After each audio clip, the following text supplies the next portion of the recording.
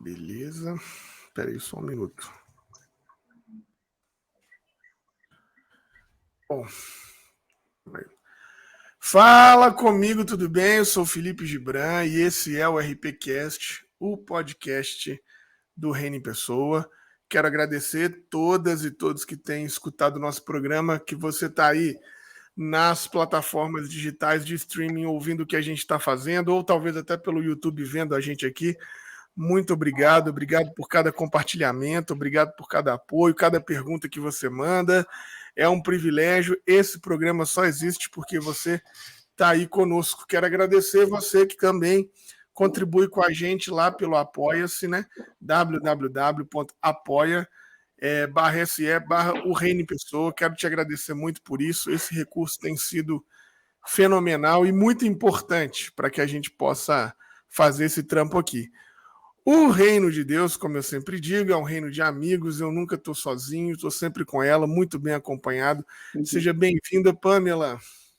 Obrigada, Gibran. Sempre um prazer imenso estar aqui com vocês. E hoje, com uma pessoa maravilhosa, que tem uma trajetória incrível.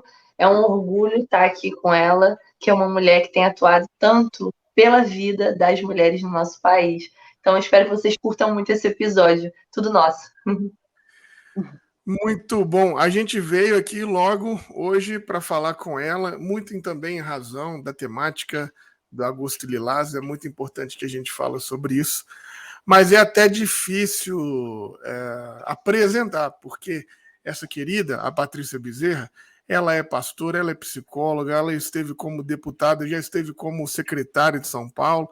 Então, assim, o currículo é tão vasto que a gente nem sabe como apresenta, mas é uma mulher de luta, uma mulher guerreira, uma mulher que desde sempre aí tem ajudado a levantar a voz das mulheres em todos os espaços que ela está. É um privilégio imenso estar com você aqui hoje. Seja muito bem-vinda, Patrícia. Estava ansioso por essa nossa conversa. Obrigado por ter esse tempo para nós aí. Privilégio é o meu de estar com vocês aqui, Felipe, que me traz muita esperança dentro desse mundo evangélico da atualidade, essa nova geração que também está transformando não só a narrativa cristã, mas também está transformando a narrativa anterior também, porque você também influencia, né? A gente é de geração diferente, mas você tem exercido uma influência muito positiva também sobre pessoas que estão abertas a aprender e a ler a escritura de uma outra forma. E está sempre com uma mulher também é muito potente. Então está com a Pamela aqui, né? Uma mulher também que representa um segmento super importante da nossa sociedade, uma mulher negra que também está aqui para fazer essa conversa, fazer uma transversalidade aí entre esse mundo que a gente tem da nossa narrativa cristã e outras mulheres e as pessoas que são mais progressistas, enfim, é muito bom ter a companhia de uma mulher e te parabenizo por estar com a Pamela sempre a tiracolo. Você faz muito bem. Patrícia, eu fiz uma apresentação aqui sua, falei das coisas que você faz, das suas atividades, inclusive, diga-se de passagem, né? Você foi extremamente bem elogiada pelo seu trabalho, inclusive, com o João, né? Isso é uma coisa importante da gente pensar sobre isso. Mas estou falando aqui das coisas que você faz, mas eu queria que você dissesse para a gente, para além disso, quem é a Patrícia, né? Como é que a Patrícia se vê? Quem é a Patrícia Bezerra? Eu acho que isso que é importante.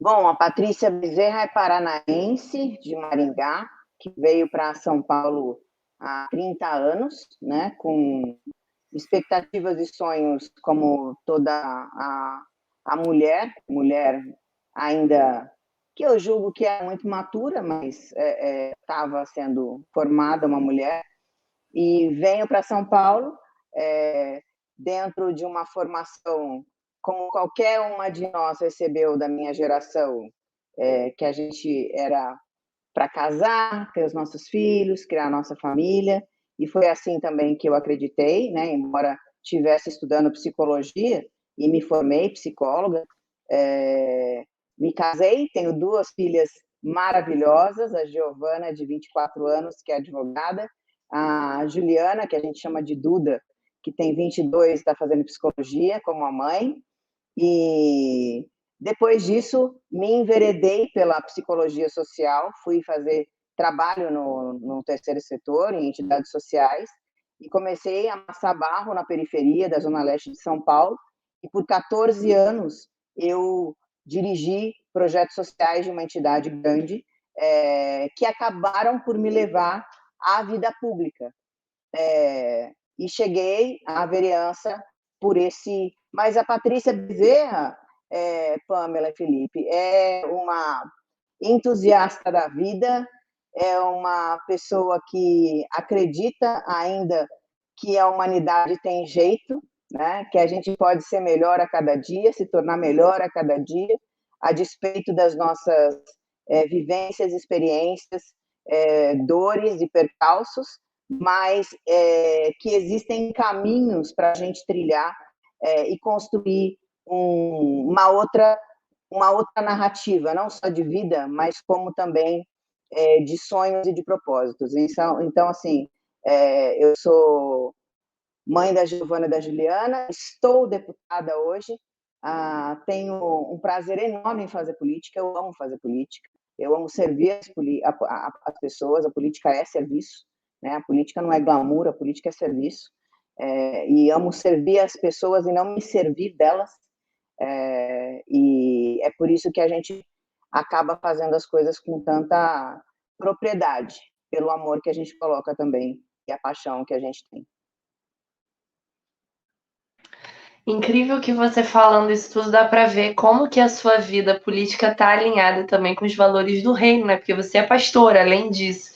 E aí fica essa curiosidade, né, de você estar aí nessas frentes. Como é que foi o seu chamado devocional, o seu chamado pastoral? Como é que aconteceu essa caminhada na igreja? Como é que ela atravessa a política também?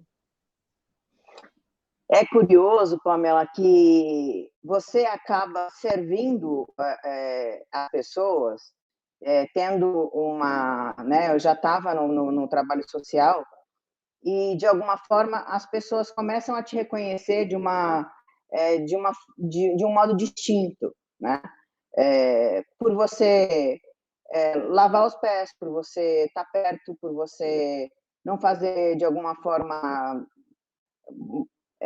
Curiosamente, dentro de uma igreja, de uma comunidade cristã, as pessoas começam a te reconhecer por você fazer aquilo que você tem que fazer como cristão, né? É quase que paradoxal, mas assim causa uma certa estranheza você agir como Jesus agia, né? E manifestar a mesma empatia, a mesma solidariedade, o mesmo cuidado, o mesmo olhar, tentando fazer ali, seguir mesmo, né, aquilo que ele ensinou, e isso acabou me gerando esse título, né, que eu não era chamada, mas as pessoas acabam procurando uma oração, pedindo um apoio, pedindo conselhos, mas eu acho, Felipe, que esse chamamento pastoral e político, eles não são muito dissociados, né? Eu não sou uma pastora de púlpito, eu sou uma pastora da cidade, do estado, das pessoas, e esse chamamento específico, ele aconteceu quando eu tinha 12 anos, e eu me lembro muito fortemente dessa cena, dessa imagem, e quem é do Reteté vai acreditar nisso, porque eu fui lembrada disso na campanha de 2011, que com 12 anos eu fiz uma oração, porque foram missionários daquele navio que fazia o atendimento da população ribeirinha na Amazônia, eles foram dar um testemunho, né?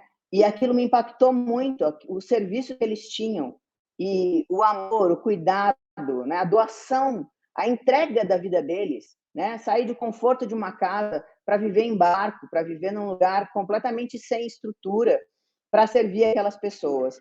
E aquilo mexeu tanto comigo, Pamela, que a hora que ele fez o apelo, eu fui para frente, na minha igreja metodista em Maringá, E eu lembro e eu revisitei essa cena no dia que esse pastor na campanha falou comigo, e eu me ajoelhei e chorei muito, chorei copiosamente, e eu falei para Deus, com a sinceridade de uma menina, falei, pai, eu quero fazer a diferença no meu país, eu quero ser relevante no meu país.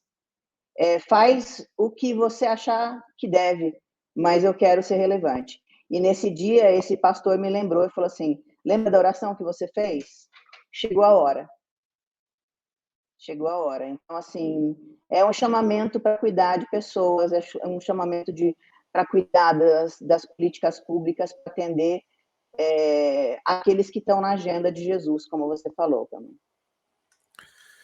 Gente, que fala mais linda, né? E é uma metodista completa, né? Minha paróquia é o mundo. O John Wesley solta até foguete ali, né? Patrícia, você atravessa ambientes que no nosso país é majoritariamente masculino, né? Ou vamos dizer assim, que é masculinizado, porque não são ambientes masculinos, mas que os homens, pela toda a situação que a gente vive no país, de machismo e patriarcado, acabam ali assumindo figuras, posições predominantes, que é justamente esse ambiente da igreja, o ambiente da política, quer dizer, você foi vereadora, você foi secretária, você está como deputada, é o tempo todo lidando com espaços onde os homens estão ali, né, dominando, vamos dizer assim. E você ainda tem uma outra característica que eu acho que atravessa muitas mulheres, de que você é uma mulher muito bonita, e a maioria das mulheres bonitas não são levadas a sério pela competência, né? São sempre vistas como um rostinho bonito, aquela coisa toda, e as pessoas esquecem do trabalho, da competência. Como é que é para você estar nesses ambientes, e você, assim, uma figura tão, vamos dizer assim, bem relacionada, uma figura quase que unânime, assim, do ponto de vista do respeito, da credibilidade. Como é que foi construir isso nesses ambientes assim tão masculinizados? Bom, a construção não foi simples, né? Eu acho que muita gente conhece a minha trajetória. Ela se dividiu aí num tempo também de relação familiar e conjugal, né? E que foi partilhada uma construção política, embora muita gente ache que a construção política, quando é feita em parceria, ela, de alguma forma,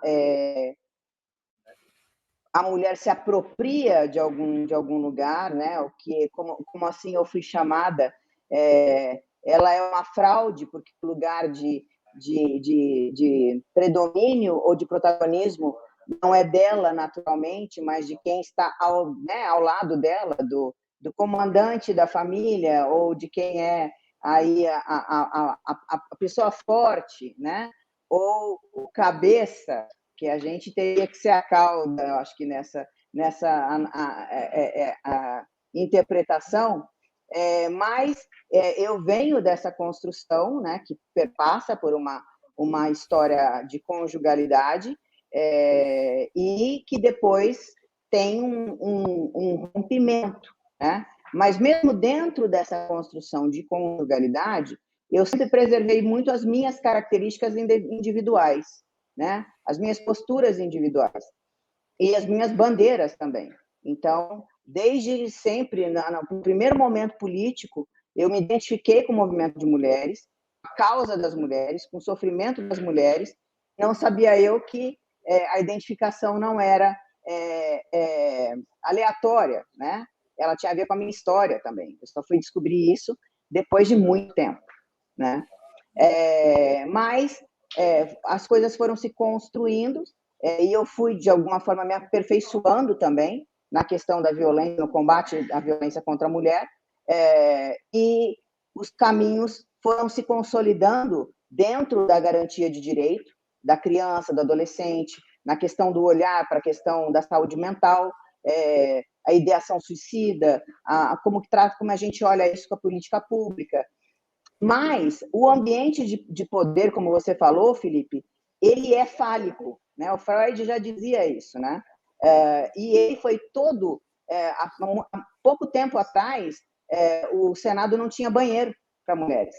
Elas usavam o banheiro do Congresso Nacional, porque não tinha figura feminina para usar o banheiro dentro do plenário do Senado. Então, para que banheiro feminino? Né? E isso foi tão sistematizado na nossa cultura que acabou se levando a crença de que a gente pode repetir milhares de vezes que o lugar da mulher é onde ela quiser, né? Mas isso, na verdade, não é ainda um ponto final. Nós estamos na construção desse lugar, na construção dessa nova crença, porque a gente sempre acreditou naquilo que nos foi transmitido e que o Bourdieu vai falar, né? Que é um conjunto de crenças que você acumula e que você não questiona e que é ditado de alguma forma por aqueles que são detentores da formação de opinião e também detentores do poder, e que são os homens brancos, predominantemente falando, né? E que são detentores dos púlpitos também, vamos falar aqui a verdade, e que por essa razão nos alijam desse processo decisório. Então, quando você vem para um ambiente como esse, de tribuna, de fala, de debate, você sofre esse tipo de viés que você colocou, né, Felipe? Ainda mais, como você falou, te agradeço, em sendo uma pessoa que, de alguma forma, pode ser considerada bonita, pode ser considerada atraente ou alguma coisa assim, mas aí entra a coisa do desmerecimento, né? Você não está ali por mérito, você está ali em primeiro lugar porque você estava casada com fulano de tal. E depois que você demonstra o brilho próprio, vem inúmeras tentativas, inclusive do fulano de tal, né? Inúmeras tentativas de você não ter o seu protagonismo. Então, como que eu faço isso? Através de elogios que são, na verdade, diminutivos. Por quê? Por que no espaço de poder, ninguém olha para o homem e fala assim, nossa, você é muito bonito. Por que os homens não se tratam assim? Você é muito charmoso. Você é fotogênico. Por que eles não se tratam desse jeito? Mas, para nós, mulheres, são elogios que, na verdade, não são elogios, mas são uma desconstrução do seu lugar, né, fora de um ambiente que foi, de alguma forma, consolidado no conjunto de crenças para a nossa participação. Então, assim, quando você vem para fora do ambiente, da família, do cuidado doméstico, e vem para uma arena pública, espera um pouquinho, aqui você só é um rostinho bonito. A gente não te respeita como outra coisa. A gente te objetifica tanto quanto, vamos deixar isso muito bem claro. E aí você tem que, de alguma forma, se fortalecer internamente e fazer duplos, triplos trabalhos, né? De mostrar que você tem a sua competência, que você tem o seu papel, que você tem a sua relevância, que você não é um apêndice, né? E em deixando de ser, construir as suas próprias bandeiras, construir as suas próprias causas, construir seus próprios resultados e lidar com essa questão da objetificação e da diminuição. Isso é constante, Pamela. Achei incrível essa sua fala, porque realmente acho que também tem um esforço muito grande da gente como mulher, quando entra nesses espaços que são negligenciados pra gente, combater a nossa própria autossabotagem, né? Porque a gente fica tanto dentro dessa crença limitante que aquele lugar não é nosso, a gente não tem que estar ali, as pessoas acabam fazendo a gente ter essa sensação, e se a gente não segurar a onda, não se colocar junto ali, a gente vai de ralo, né? Mas assim, achei interessante na sua fala que você falou, né? Do cuidado que você tem da saúde mental das crianças e adolescentes. Recentemente você aprovou uma lei, né, em São Paulo de cuidado, né, da rede pública para crianças e adolescentes na saúde mental. E aqui no nosso país a gente ainda tem a saúde mental muito negligenciada. Estamos vivendo num país onde as pessoas não têm o que comer, né? Então acaba que não é uma prioridade. E nesse sentido a igreja acaba ocupando esse espaço, né, dando esse conforto. Você tem sentido um recuo no discurso de demonização das doenças psicológicas e psiquiátricas por parte da igreja? Porque eu tenho visto, assim, dois fenômenos. Um é a popularização de terapias familiares, em igrejas, né? Que às vezes não têm a formação adequada e aí, de repente, estão fazendo esse serviço. E, por outro lado, também essa aproximação de falar que doenças psicológicas são coisas espirituais, são opressões e tal. O que você acha a respeito disso? Eu acho, Pamela, que com certeza você tem a razão na sua ótica, né? Porque eu acredito que há um tempo atrás tinha uma rivalização muito grande, né? Dos pastores com a questão da psicologia, com os terapeutas, né? Porque o que acontecia nesse processo? Na verdade, é uma disputa por cura. Quem cura? Não é o pastor que cura, nem a psicologia que cura, né? A gente se autocura quando a gente se propõe a alguma coisa. Agora, quando a gente tem a nossa fé fundante, né?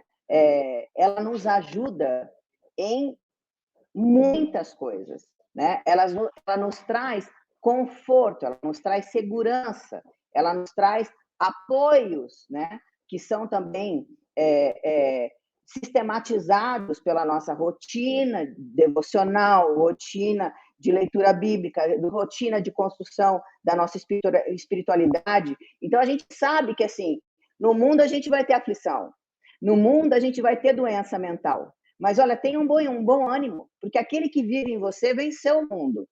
Isso não quer dizer que a gente vai ter uma vida triunfalista, né? A gente está vendo, você acabou de mencionar, Pamela, a gente está vivendo num país hoje onde os crimes famélicos voltaram a acontecer. A gente está com uma população carcerária recorde, né? De quase 1 bilhão de pessoas, 1 milhão de pessoas encarceradas. Dentre essa população, a gente tem quase que 50% sendo mulheres, e mulheres que foram levadas a essa condição por uma questão também do tráfico. Então, assim, tudo isso circunda um problema de saúde mental. Por quê? Porque essa mulher que é vinculada a um traficante, ela tem um amor doente, ela não tem uma vida saudável, ela não é sã do ponto de vista da afetividade. E essa não sanidade que ela tem, que muitas de nós também temos, que não é privilégio da camada A, B ou C, aliás, é alguma coisa que transpassa por qualquer tipo de camada social. A violência atinge a todas as mulheres. O que acontece é que na classe A, elas têm contratos de casamentos, né, que as impedem de falar real. Elas jamais vão poder falar que elas apanham, que elas sofrem humilhação, que elas sofrem violência psicológica, porque senão elas vão ser a fortuna para a qual elas fizeram uma fusão, né? Então, o contrato alija a nossa pesquisa, o nosso campo de pesquisa desse público mais privilegiado socialmente. Mas a violência contra a mulher transpassa por todas as camadas sociais. E, dessa forma, essa mulher que é vítima também desse afeto que não é saudável, ela vai ser levada aí para uma vida carcerária, para uma condição de mulher em cárcere, né? O que já vai só trazer para ela, e em decorrência dessa vida em cárcere, os filhos dela também vão sofrer as sanções naturais, as contraindicações sociais que eu falo, né? As comorbidades sociais que acontecem derivadas dessas crises, e a questão da saúde mental só se agrava. A gente tem hoje diagnosticado no estado de São Paulo 22 milhões de deprimidos. Minto. No Brasil, nós temos 22 milhões de deprimidos. É a população da cidade de São Paulo e de região metropolitana. Então, é muito, muito, muito grande. Isso porque essas pessoas passaram por uma consulta, foram diagnosticadas e estão medicadas, fora a subnotificação. Então, a doença mental, Pamela, vai ser objeto da nossa atenção aqui para 20 anos, porque a gente ainda teve o advento da crise sanitária. É complicado, é muito complicado. Ô, Patrícia, você estava falando sobre a crueldade que é esse mundo nosso, feminino, inclusive, de que a violência perpassa tudo isso. Quer dizer, a mulher sofre em qualquer lugar, não tem classe social nenhuma que a proteja disso, né? A violência está aí. Mas, apesar disso, a gente tem as estatísticas que mostram para nós que mesmo todas as mulheres sofrendo violência, sendo violentadas, quer dizer, a gente tem um absurdo, né, de dentro de um hospital, fazendo um parto, você ser estuprado. Então, quer dizer, não tem salvação mesmo para as mulheres. É uma coisa terrível, né?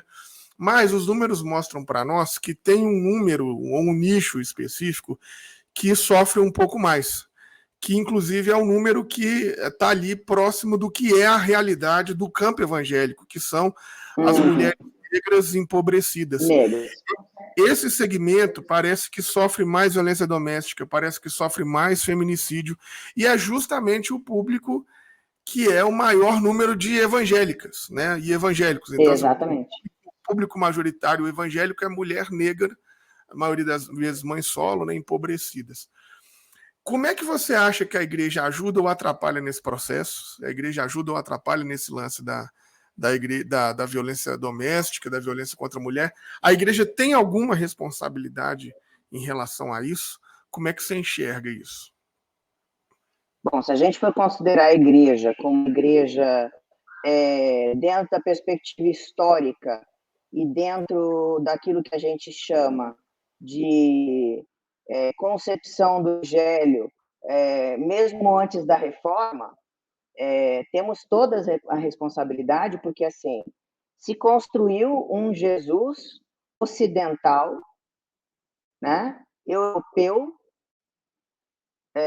que não sei de onde tiraram isso, né? Mas é claro que era de interesses que eles tinham, porque para o homem que passou a ser o detentor desse discurso e da interlocução, porque é curioso, Felipe e Pamela, porque as pessoas que se julgam sabedores da Bíblia hoje, elas sequer sabem que na época do Velho Testamento as pessoas não sabiam ler e escrever, né? A transmissão da cultura era feita de forma oral, que a tradição era oral, que a Bíblia só começou a ser escrita depois que Jesus veio e voltou, né? E que foi escrita dessa forma, que não começou pelo Gênesis, né? Mas as pessoas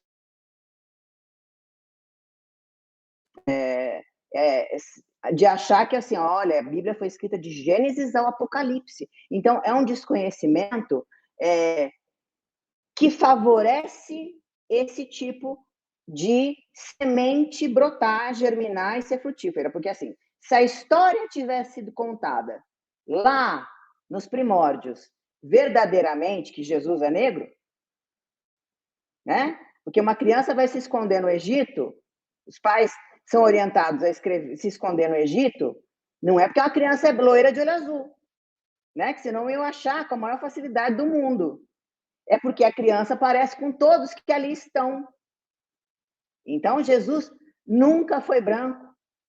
Ele nunca teve características europeias ou ocidentais, né? Então, a partir daí, já não se teria, Felipe, uma ótica racista, porque o Salvador do mundo tem outra cor, né? Tem a cor que eu não. Como que eu vou odiar a cor de Jesus de Nazaré? Não tem como. Então, assim, a premissa básica já sai daí, né? Porque a forma de interpretação foi construída propositadamente com inúmeros vieses e que nos levou a uma série de preconceitos, a uma série de radicalizações que são fundantes da fé cristã e da tradição judaico-cristã, né?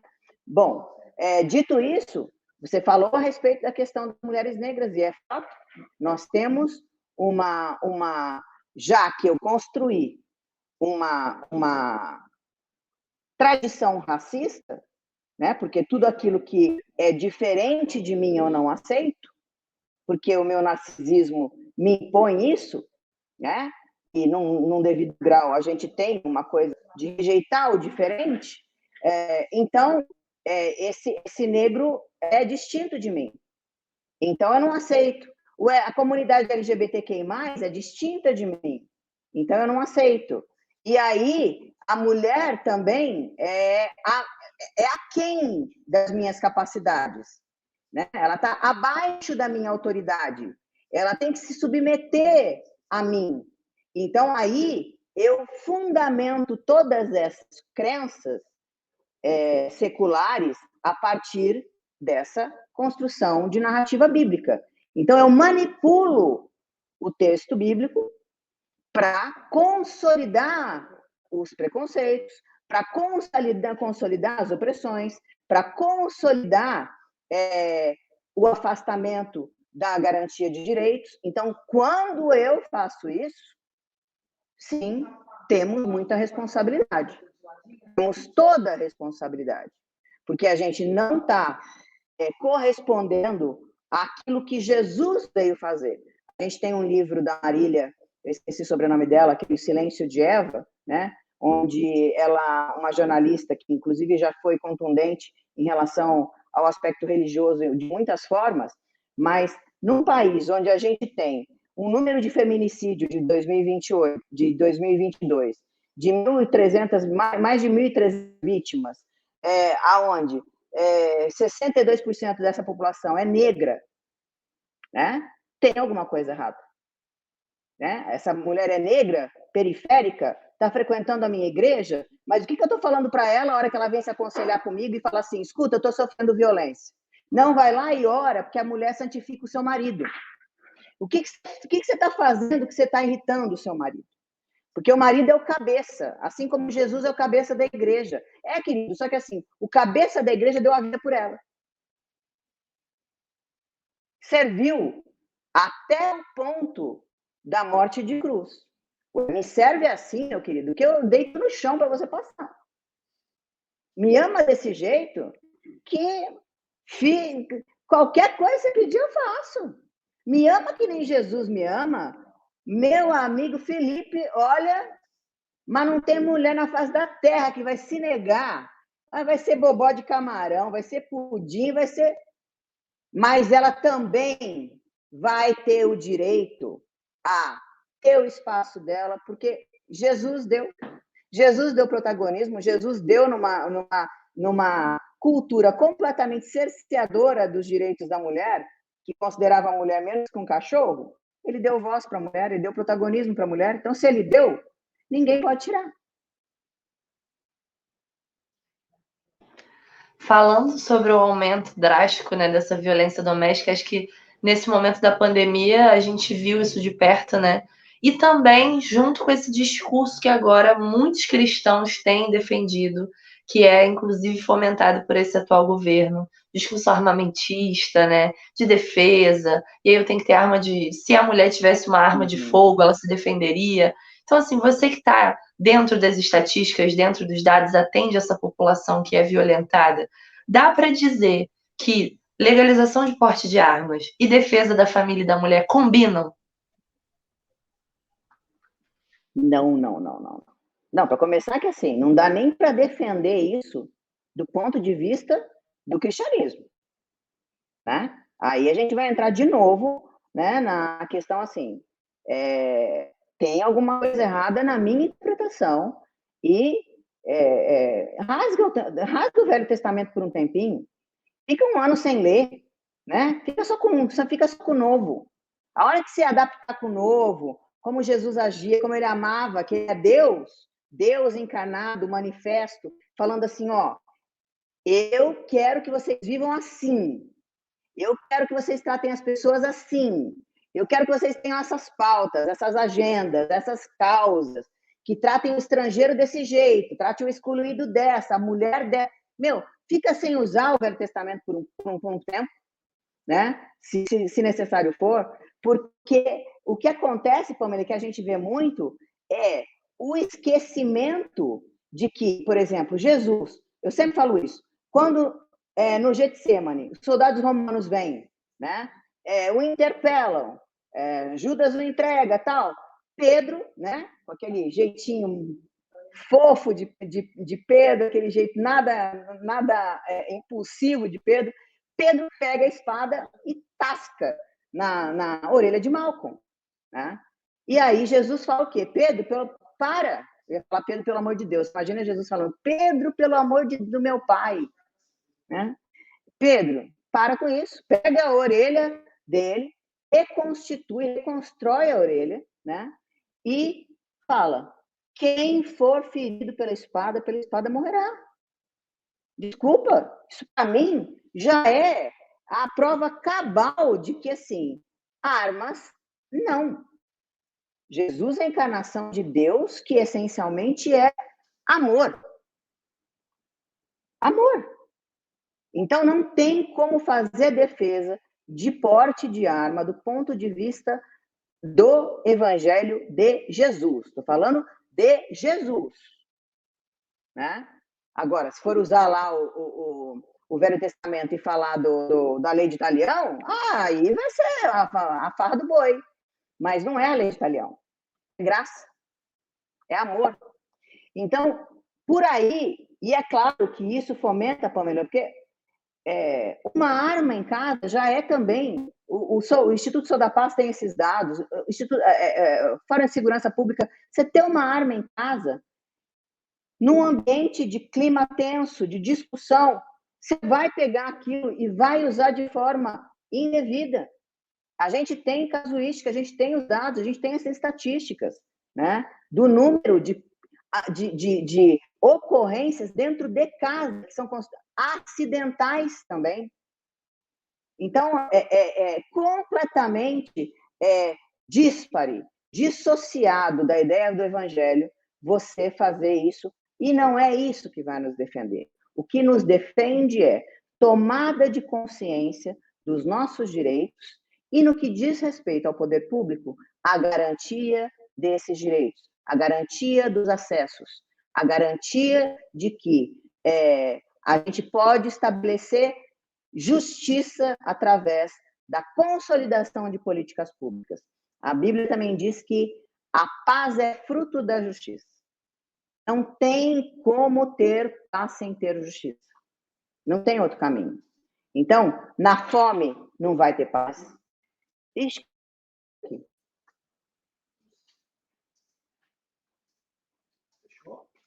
Fechou. Agora voltou. Voltou? Você estava dizendo, na fome não vai ter paz, foi a última coisa que a gente ouviu. Na fome não vai ter paz, na desigualdade não vai ter paz, sem saneamento básico para todo mundo não vai ter paz, sem escola de qualidade para todos não vai ter paz, sem saúde digna não vai ter paz para todos, enquanto a gente não tiver equidade, né? Distribuição de renda feita com justiça, né? Diminuir esse gap. Não é possível a gente ter realidades dentro do nosso país de Bélgica e de Índia. Não é possível. Então, isso diante de Deus é iniquidade. Então, se a gente não usar de instrumentos para corrigir esse tipo de coisa, não teremos paz. Esquece paz. Não, muito bom, Patrícia. E eu acho interessante, principalmente, ouvir isso de você, porque, assim, até há pouco tempo, a gente tinha uma perspectiva, né, de que a igreja fazia isso. Na década de 60, 70, 80, a gente via muitos escolas evangélicas, hospitais evangélicos, creches, quer dizer, a igreja tinha uma preocupação com os menos favorecidos, a igreja tinha uma preocupação com a população pobre, a vocação da igreja era servir, né, os empobrecidos e tudo, e de repente, de um tempo para cá, você falar que você faz algum trabalho social, você é comunista. Você falar que você está defendendo direitos humanos, você é um esquerdopata. Quer dizer, a gente dissociou totalmente a fé cristã da proposta dela, que é essa que você está tratando muito bem, e é sempre muito bom te ouvir, que é essa do serviço. Mas você também tem essa experiência de igreja de muitos anos e sabe que por mais que a gente faça tudo que pode fazer nas igrejas, nas instituições para-eclesiásticas, com as ONGs e tudo, no fundo, se não tiver política pública, vira um enxugar gelo. Você pode doar quantas você quiser, se não tiver ali uma política forte, pública, sendo feita, a gente não resolve nada, a gente não estrutura nada. E nesse momento da história do país que nós estamos, qualquer grita que a gente faça por direitos humanos, para que todo mundo tenha direito de comer, para que todo mundo tenha direito de estudar, de morar, né, de existir, passa por essa pecha da rotolização, né, da esquerda e tudo mais. Como que você, nessa sua caminhada longa, nessa sua trajetória, que sempre fez essa defesa dos direitos humanos, quer dizer, não é de agora, você não está tirando isso da cartola de hoje, não, sua vida foi nesse negócio. Como é que mudou, assim, ou se não mudou, mas como é que os seus pares, os seus amigos, as igrejas, os evangélicos passam a te enxergar agora, nesse momento? Porque assim, a sua luta permanece a mesma, mas o país mudou muito. Então, como é que está sendo para você lidar nesses ambientes, falar o que você falava há 5 anos atrás, há 4 anos atrás, mas agora se diz vira um problema? Como é que você está enfrentando isso, né? Vamos dizer assim. Bom, em primeiro lugar, eu mudei muito a minha ótica e a minha forma de ver a política e o uso desse espaço no sentido de trabalhar com a população, né?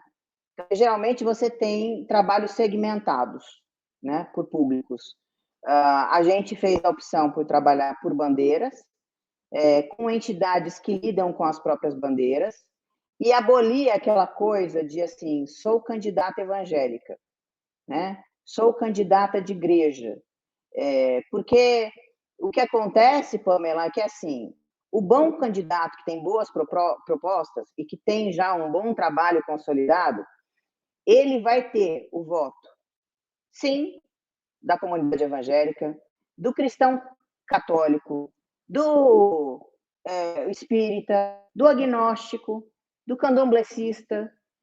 Ele vai ter alguém que vai girar em torno dele, não porque ele é da igreja XPTO, mas porque ele está trabalhando de forma coerente com aquilo que ele acredita. Então, assim, a fonte, aquilo que é basilar na minha fé, a gente projeta isso nas questões legislativas.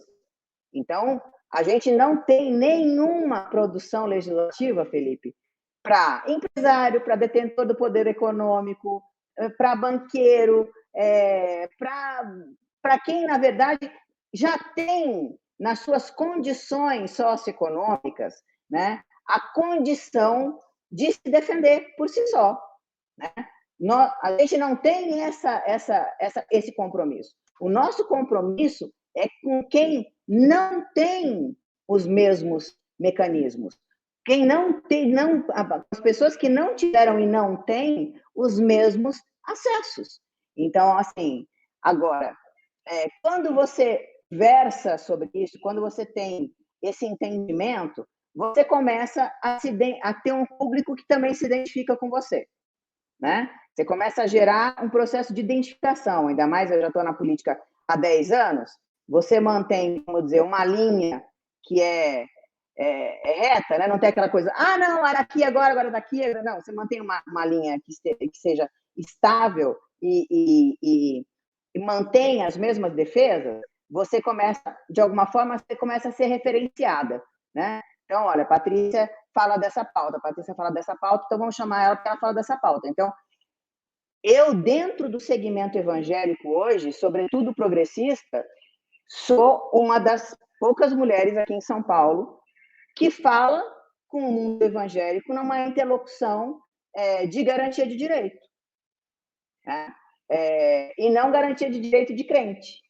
Né? Não garantia de direito de culto, não garantia de direito... E não que... Espera um pouquinho, como que eu vou defender a igreja aberta no meio de uma pandemia? Você é crente por isso? Assim, não, querida, eu sou crente, não quero que outro crente morra. Não quero que o pastor morra. como aconteceu. Morreram inúmeros pastores, morreram inúmeros fiéis, porque não era hora de estar reunido, não era hora de estar comungando. Comungado do quê? De vírus? Aí Deus tem ainda a obrigação de fazer milagre, de curar, porque você foi na igreja. Filho, você foi na igreja. Deus tem nada a ver que você foi na igreja no meio de uma pandemia e no isolamento. Ele não vai te salvar por causa disso. Vai morrer, morreu. Que bom que você está em outro lugar lá, espero Deus que esteja, mas assim, tá assim. O outro lugar não existe. Mas assim, tá num bom lugar, mas podia estar aqui, né? Fazendo alguma coisa, continuando a fazer. Mas, enfim, eu acho que a gente tem aí, Felipe, uma forma e um capital que a gente também precisa explorar e que eu acho que está muito mais apto hoje do que teve em 4 anos atrás, né? Porque muita gente ficou em cima do muro, não tinha coragem de se posicionar, né? E tinha dificuldade em fazer isso sem se colocar naquela postura beligerante, né? Que também já deu.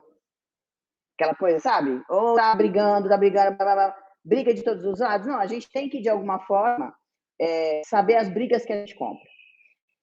E não estando num processo de briga, fala assim, espera um pouquinho, a bandeira que eu defendo é suprapartidária. Aliás, eu sonho com esse tipo de mundo, Pamela, assim, que a gente tenha um processo, que a gente entenda, em primeiro lugar, a gente saiba distinguir a instituição, né, de governo. Então, assim, igreja, instituição, Estado não devem estar associados, porque isso gera vínculos de interesse, isso gera corrupção, isso gera manipulação, isso não é bom e não tem sido bom. Agora, política e religião, essa é a máxima do Paul Preston, né? A política e religião sempre discutir aquilo que é necessário para a minha comunidade, discutir aquilo que é imprescindível para a manutenção da saúde da minha população, fazer assembleias, discutir isso, aí esses espaços são legítimos. Mas essa manipulação, isso é muito equivocado. E aí a gente tem que fazer também a dissociação dos papéis, né? Sim, eu sou uma pastora, só que na tribuna eu não sou pastora. Na tribuna eu sou uma legisladora, né? Agora, os princípios de fé legislam comigo. Só que eu não vou na tribuna ficar falando versículo ou fazendo com que, olha, a minha voz seja usada para eu ditar regra para a família do fulano, do Beltrano e do Ciclano. Não, eu estou lá para falar assim, olha, o projeto X, a matéria é pertinente, a matéria é meritória, a matéria traz justiça, a matéria traz equidade, a matéria reduz a desigualdade, a matéria traz saneamento básico, ela traz redistribuição da renda, ela traz políticas públicas afirmativas, sobretudo para as minorias. Então, eu apoio. Eu apoio. Quer seja para a população LGBTQI+, quer seja para a população de mulheres, quer seja para a população... Eu apoio, porque é justo. Então, essa dissociação do papel de que, se você é um legislador que é pastor, vinculado à sua fé, ou vinculado à sua instituição religiosa, ali você está para formular políticas públicas que vão ao encontro das necessidades da sua comunidade. E nisso a gente tem que ser suprapartidário, construir conjuntamente. Incrível, assim, é um prazer muito grande te ouvir, porque é tão raro, né, a gente encontrar candidatos evangélicos com esse comprometimento. A gente fica até assustado, que era para ser uma regra, vira uma exceção, infelizmente. Mas agora falando de futuro, e a gente já está se encaminhando para o final, né, eu queria que você deixasse uma palavra para as pessoas que estão dentro do campo progressista, para as mulheres que querem se envolver com política, um aconselhamento, uma palavra de incentivo para quem deseja entrar futuramente na política brasileira, quais os cuidados, qual a mensagem que você deixa para a gente? Bom, Pamela, eu deixaria, assim, sobretudo para as mulheres, eu tenho falado muito com as mulheres, eu amo falar com as mulheres, eu acho que a minha experiência de vida me levou ao encontro das mulheres, né? Porque a gente se irmana com as mulheres de qualquer classe, de qualquer pelo sofrimento, né? Pelas dores. E eu sei o que é a dor de uma mulher vítima de um relacionamento abusivo, eu sei o que é a dor de uma mulher cristã que tem filhas que fazem outras escolhas de sexualidade. Então, por esses vieses e por essas oportunidades que a gente tem de enfrentar adversidades, mas que também forjam a gente e transformam a gente em pessoas melhores, se a gente der essa oportunidade, todas as mulheres, de alguma forma, segundo as estatísticas, entre 4 mulheres, 3 já viveram algum tipo de violência, né? A gente vive num país que é machista, que é misógino, que é patriarcal, e que tem isso muito balizador do seu comportamento, inclusive da fé, lamentavelmente. E, por essa razão, a gente foi sempre cerceada dos espaços decisórios, dos espaços de plenário, dos espaços de discussão, a partir, inclusive, das nossas comunidades. Mas a mulher, a parte disso, ela sempre ocupou de forma de bastidor, ela sempre ocupou esses espaços. As comunidades são tocadas por mulheres, por associações lideradas por mulheres. Elas são as fortalezas das comunidades. Elas são aquelas que sobem morro para conversar com o traficante e que têm autoridade moral e de vida para falar assim, aqui não. Você vai ajudar aqui, ali, ali, ali. Né? Então, assim, e são mulheres com esse transfundo religioso também, né? Que também é respeitado, inclusive pelo crime. Né? Essas mulheres também são as que levam todas as igrejas, todos os trabalhos de igreja também nas costas, que consolidam esses trabalhos, né? Como elas sustentaram Jesus, estiveram com Jesus o tempo todo, financiaram Jesus, acolheram Jesus, hospedaram Jesus, alimentaram Jesus. Podem tentar tirar a gente da história, mas a gente está lá presente, inclusive no nascimento do Messias. Ele foi gerado no ventre de uma mulher. Né? Nasceu de um parto vaginal. Então, isso é muito, muito significativo. Isso é uma correção histórica do que aconteceu no Éden. Deus não trouxe Jesus pelo ventre de uma mulher à toa. Não, foi uma reconexão, foi uma ressignificação do nosso papel, do nosso significado histórico. E a gente tem que se apropriar disso, a gente tem que se fortalecer nessa crença, na identidade que a fé em Jesus nos traz, nos dá, nos confere, em todas as interações que ele teve com mulheres, ele trouxe essa mulher para o protagonismo, ele deu fala para essa mulher, e a gente se apropriando disso, junto com a capacidade que a gente tem, que é inerente da nossa natureza, de fazer múltiplas coisas ao mesmo tempo. Eu falo, Pamela, que a gente tem a habilidade de cortar a cebola, empurrar o carrinho da criança com o pé e ainda falar com a mãe no celular, né? Agora, dá isso para um homem fazer com todo respeito, Felipe. Vai queimar a cebola, vai cair a gordura em cima da criança, vai virar um furdunço, né? Vai ter que chamar a polícia para fazer o reparo. Mas é porque isso nos foi dado. Então, nós não queremos ser maiores, nós não queremos mais ser menores. Nós queremos o reconhecimento da nossa igualdade, o reconhecimento da nossa beleza, sim, mas é da nossa beleza existencial, da nossa beleza de completude, da nossa beleza de exercer o nosso valor, a nossa presença com propriedade, com legitimidade, com inteligência, com capacidade, com a forma versátil que a gente tem, com os nossos talentos. Então, a gente não quer esse papel secundário que nos foi dado pela cultura. A gente quer o reconhecimento que a gente teve em Jesus de Nazaré, através do Evangelho genuíno de Cristo, e a gente quer nada menos do que o tratamento que ele também deu a cada uma das mulheres e ser amada como ele também amou a igreja e ama a igreja. É isso que a gente quer, a gente não aceita menos. Bom demais, que maravilha. Muito bom te ouvir, Patrícia. E é importante a gente ouvir, porque Patrícia é essa mulher forte de luta e que está, nesse momento agora, né, num dos lugares mais, talvez, vou dizer assim, misóginos ou machistas do Brasil, né? A gente está vendo o que é a Lespe, né? Aí que foi feito uma deputada sendo abusada ao vivo na Lespe e a Lespe fazendo o que está fazendo. Então, ter mulheres como Patrícia nesse lugar é imprescindível, né? Para quem não sabe, estou aqui citando o abuso que sofreu a colega dela, a Isa Pena. É terrível isso e, assim, né? O abusador passou ileso, né? Então, assim, é uma coisa muito terrível. É um corporativismo horroroso. Corporativismo horroroso, exatamente. Então, a importância de ter mulheres nesses espaços é justamente isso, né? Mas você que está ouvindo a gente, você que está vendo a gente, você quer conhecer um pouquinho mais, você quer saber um pouquinho mais desse trabalho que a Patrícia faz, procure ela aí, Patrícia Bezerra SP, e aí você pode ouvir um pouquinho mais, conhecer um pouquinho mais da Patrícia e do trabalho dela.